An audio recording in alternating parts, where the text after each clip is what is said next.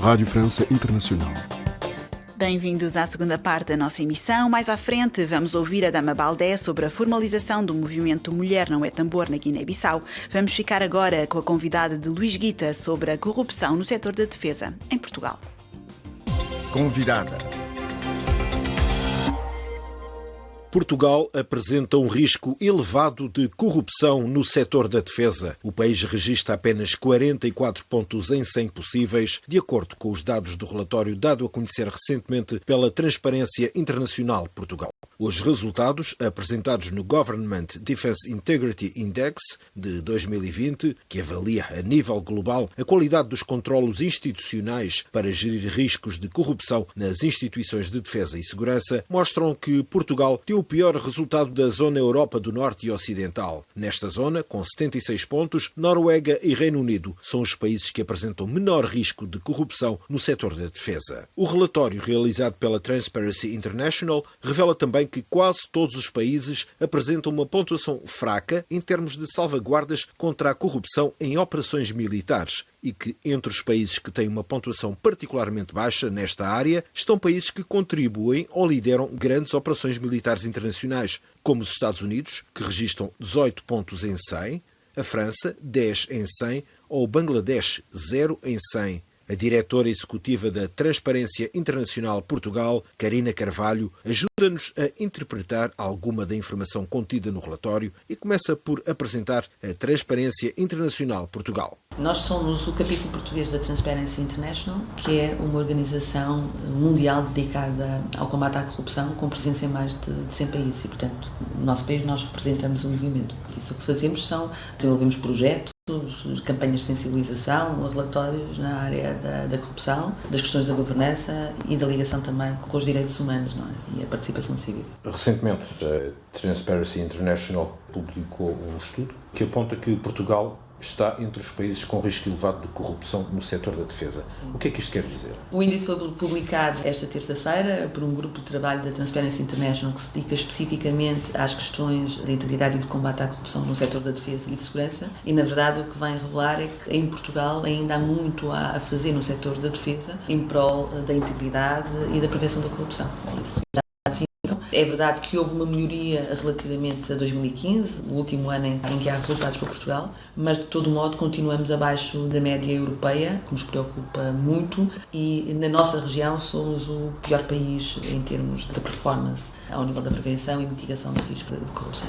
Então quer dizer que, apesar da evolução desde 2015 até agora, continua a haver problemas na prevenção e mitigação dos riscos de corrupção e infrações conexas. E isto deve-se a falta de fiscalização a quê? Aqui, o que os dados nos mostram, o pior indicador é o relativo à área operacional, que registrou 0 pontos. E, obviamente, que o resultado final de Portugal tem em conta essa circunstância. Estes 0 pontos decorrem, essencialmente, do facto de não existir informação capaz de devolver quem preparou o índice, garantias de que na área operacional estão a ser desenvolvidos esforços de prevenção destes riscos. E por isso é que nós dizemos que é preciso haver mais transparência no setor e mais informação publicada, porque os dados também demonstram que não existe uma harmonização de política de transparência e política de disponibilização de dados e até de prestação de contas, de accountability no setor da defesa. Portanto, os diferentes ramos distinguem-se entre si nessa perspectiva, o Ministério também. Mas a outra coisa que nós achamos também que é relevante salientar é a falta de fiscalização. Quando digo falta de fiscalização,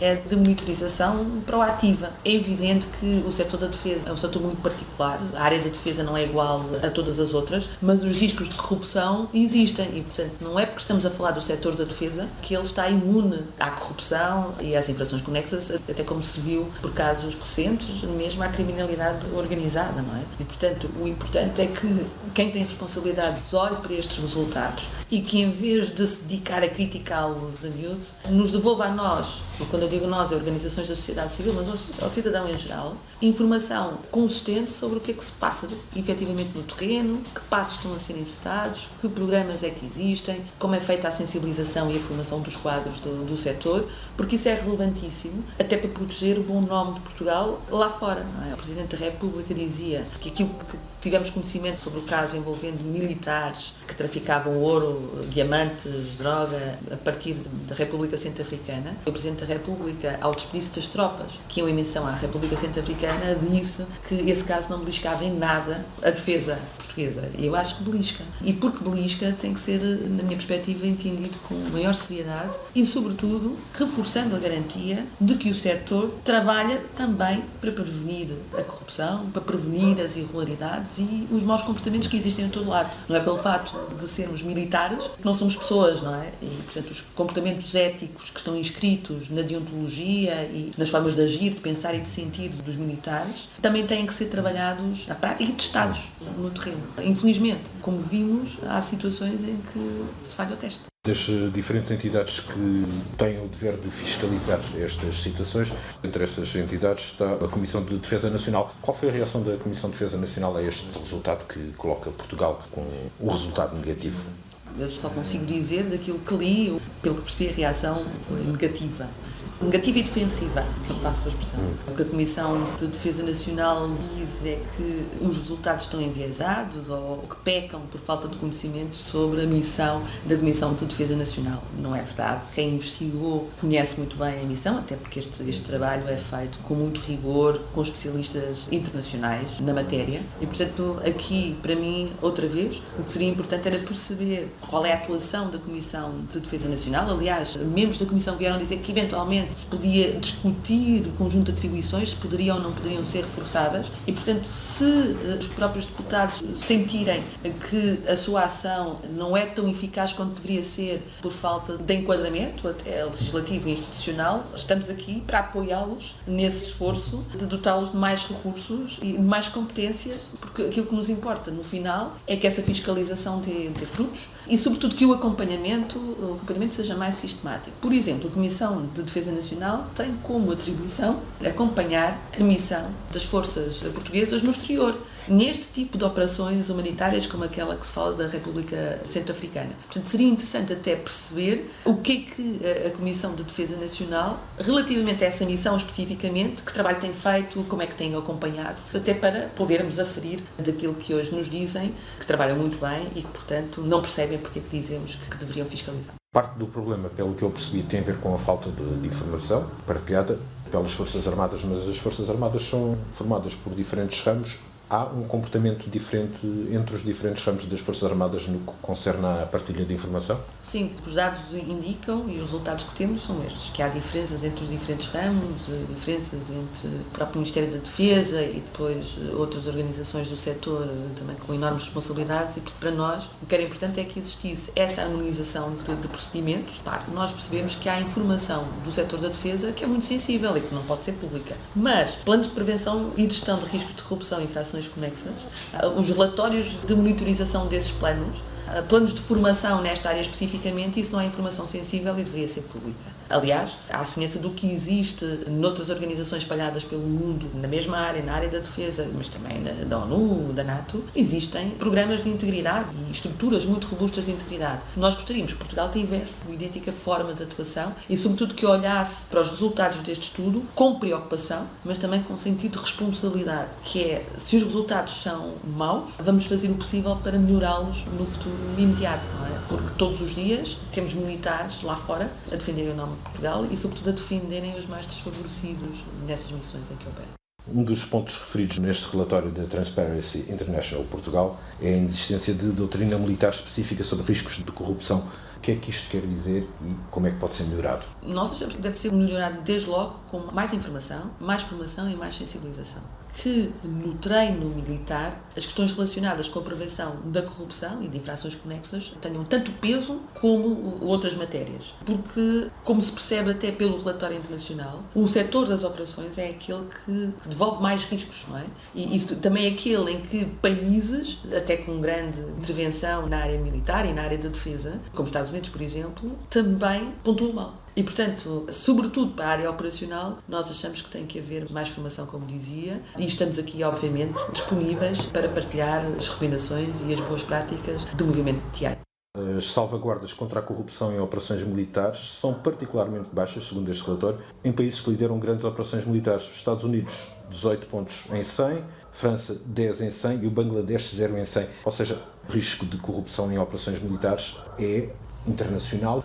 Sim, por isso é que nós dizemos que isso não pode ser escondido debaixo do tapete, porque não é vergonha nenhuma assumir que não estamos bem e que temos que fazer melhor, até porque há outros países, não é?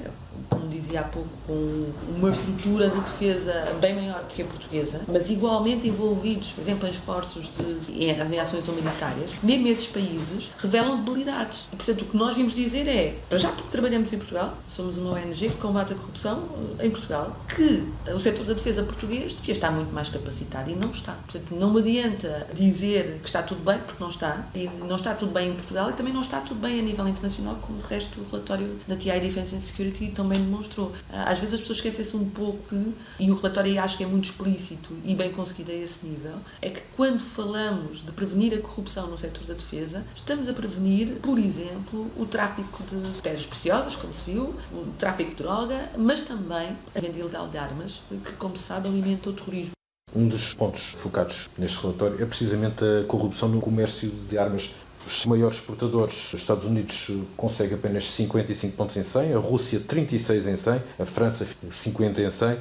Há ideias que são apontadas pela vossa organização para melhorar estes resultados? Reparem-se, o mercado das armas é um mercado que está absolutamente regulado, mas por ser um mercado não está imune aos riscos de corrupção. E o que o relatório vem dizer é que há muitos desvios. Ou seja, há quem se aproveite do mercado regulado para fazer dinheiro e essas pessoas, na esmagadora maioria das vezes, são militares. Participam nessas irregularidades e nesses desvios. Por isso é que nós dizemos que tem que existir controlos institucionais, quer ao nível das empresas, não é, desta área, quer ao nível do próprio Estado, que é o que este indicador está a avaliar, para prevenir que essas situações ocorram e, sobretudo, que essas armas acabem na mão de grupos terroristas. Repare, quando nós falamos daquilo que está a acontecer na República Centro-Africana e valorizamos o esforço de cooperação internacional das forças de defesa e segurança portuguesas no apoio às populações neste país africano tão devastado por tudo, pela fome, pela miséria, pela guerra, é preciso perceber que também no continente africano estamos a assistir já há alguns anos a um crescimento massivo e até descontrolado de grupos terroristas, não é, como o Boko Haram. E, portanto, é como se estivéssemos aqui a duas velocidades. Não é? Temos a velocidade que vai apoiar e defender as populações em ajuda humanitária e depois temos, do outro lado, quem alimenta o prolongamento do sofrimento dessas populações. E por isso é que prevenir a corrupção, combater a má governança, é defender os direitos humanos e o desenvolvimento sustentável. E eu acho que nem sempre se percebe que é disto que estamos a falar. Falando agora mais concretamente dos países africanos de língua oficial portuguesa, pelo que li no relatório, apenas a Angola é referenciado como um crítico, mas depois nenhum dos outros PALOP aparece referenciado. Por que é que será? Os países que são avaliados, isso também tem em conta a disponibilidade dos dados. Não faz sentido desenvolver-se um trabalho de investigação e de pesquisa e de classificação que não seja consistente com os dados que existem. E, portanto, há dados para Angola, foi a decisão tomada pela TI Defence and Security, e nós esperamos que no futuro existam mais dados até para percebermos o que é que acontece ao nível da CPLP. Mas posso dizer, por exemplo, que se olharmos para os resultados do Corruption Perception Index, e assim já temos representação mais sólida de vários países que integram a CPLP, os resultados, ou a percepção de corrupção nestes países não é nada animadora. Angola está entre os países com o índice mais elevado de percepção da corrupção, Moçambique também, o Brasil também. Nós também não estamos tão bem classificados como deveríamos, sobretudo sendo um Estado-membro da União Europeia, que é, na verdade, uma organização que está à frente em matéria de prevenção da corrupção e da criminalidade económica ou financeira, como esquemas de lavagem de dinheiro e outros. Mas eu acho que seria interessante também perceber, no âmbito da cooperação que existe também ao nível da defesa no quadro da CPLP, se estas matérias estão ponderadas como deveriam estar e, portanto, quais são os instrumentos disponíveis ou disponibilizados no quadro da CPLP para prevenir e combater a corrupção na área da defesa especificamente. Ouvimos a diretora executiva da Transparência Internacional Portugal, Carina Carvalho. De Lisboa, Luís Guita, para RFI.